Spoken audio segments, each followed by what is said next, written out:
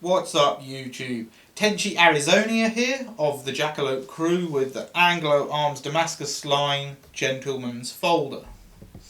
Now, I previously done a review of this knife, but I feel I have to do a follow-up as I may have made a mistake on some points.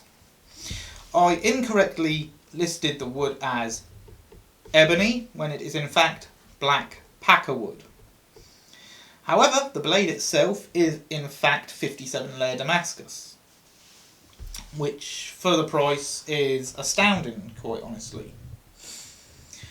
The knife itself is a lockback design, has a nice etched bolster with a scrollwork pattern and brass inlays in the black packerwood handle. The lock is right at the back. It is a relatively small knife. I believe it's about 2.5 inch blade on this, which means if not for the lock it would be UK legal. But because it has a lock you cannot legally carry this in the UK. The lanyard hole is absolutely tiny and I do not really see any point in that whatsoever. Let me just adjust the focus so you can see. There is the lanyard hole. It is a tube lanyard hole, but with how small it is, it's pretty much worthless. You're not going to get much through that. Anyway, as I said, the bolster has some nice etching on it. The blade is a drop point sabre grind Damascus blade, 57 layer Damascus. I do not know what the composition of the Damascus steel is because that is not listed on Anglo Arms website. It's just listed as 57 layer Damascus. You can see there it is quite a pretty blade. I have scratch to the other side. I don't know if it shows here. Let me just adjust my focus. It shows, but as you can see, even with the scratch, you can tell it is actually a Damascus blade, because the scratch, believe it or not, is not showing up well on the camera, but it is right about there. I'll try and bring it closer to the camera. Nope, can't do it. But yeah, take my word for it. There is a scratch. There you go. Now you can see the scratch. But as you can see, when you change the angle of the blade, the scratch disappears, which means this is real Damascus. Contrary to what I thought when I done my initial review on the knife. So, sorry to anyone who was cursing me out at the time, saying that is not Damascene, it is real Damascus. I did address in the video that I thought it could be real Damascus, and I addressed that by using the tang of the blade where it meets the lock, so the lock face of the blade actually. I'll try and get this focused, but I can't guarantee I'll be able to because I'm using artificial light again, so sorry about this. But yes, you can just about make out the difference in colour on the tang of the knife. You can make it out better in real life. It is a nice knife. I do recommend it. I would recommend getting it from Anglo Arms' own website if you can, especially if you are in the States. If you're not in the States, go to ukcrossbows.co.uk, which is where this knife came from. It was given to me as a review sample, but on the stipulation that my opinions on it were honest, and I do think it is a good knife. I had made mistakes in the previous video of it, which I apologise for.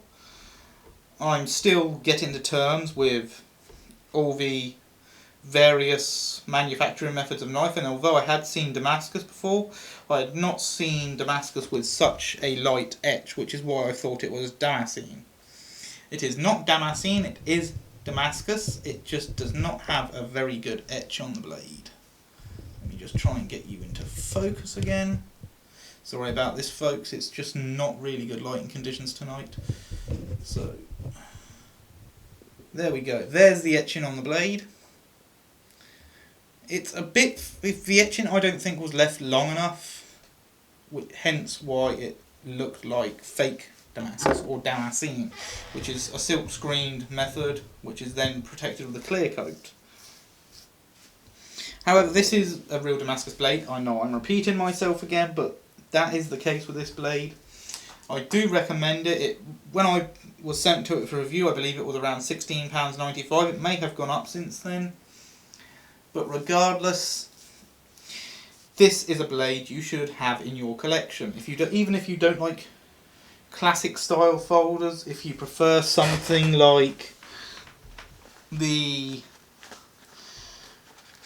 G7392 CF Ganzo, then which is more tactical looking, that's fine, but this is a gentleman's knife that everyone should have. Just showing for a size comparison, here you can see the difference in size, especially when it comes to the blades. Again, the edge goes all the way to the end of the blade, so it does make for easier sharpening. Now, downsides with this knife. The biggest downside, in my opinion, is the fact that the lanyard hole is so small. Because I like to use lanyards on all my knives, usually 550 cord, and I could never fit 550 cord through that. I don't even think I could fit a normal nylon cord through it, or even a bootlace through it, or anything. I don't know why they made that hole so small, but it really serves no purpose on this knife. That said, as a gentleman's folder, it will fit in your watch pocket on most jeans. So that's the little pocket on the right hand side inside the main pocket.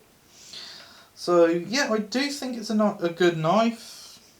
There are a few minor criticisms with it, such as the ridiculously small lanyard hole, which I don't know what they were thinking when they designed that. It would have been better if they just left it without, because in my opinion it kind of spoils the design of the knife, as it has no functionality. On the other hand, it is a good knife, so that complaint is negligible really. The handle shape is a little strange, but kind of endearing. And the blade size, just for me, is too small. But again, it is designed to be a gentleman's knife, so as not to intimidate people. So if you want to get it, I do recommend this blade. I don't really see any major problems cropping up. It does have good edge retention. I haven't had to sharpen it yet, as I think I stated. Not sure what else I can say about this blade really, because there's not much else I know about it. If I knew the steel composition, I would gladly let you know, but I do not. All I know is it's 57 layer Damascus. Anyway, that's about it regarding this knife. So, as I always say, that's all for now. And remember, be good to each other. Oh, and before I forget, sorry, I know I've done my outro already, but rewind. I've almost forgot to mention, if you like this video, please like it, comment and subscribe. And again, that's all for now, and remember, be good to each other.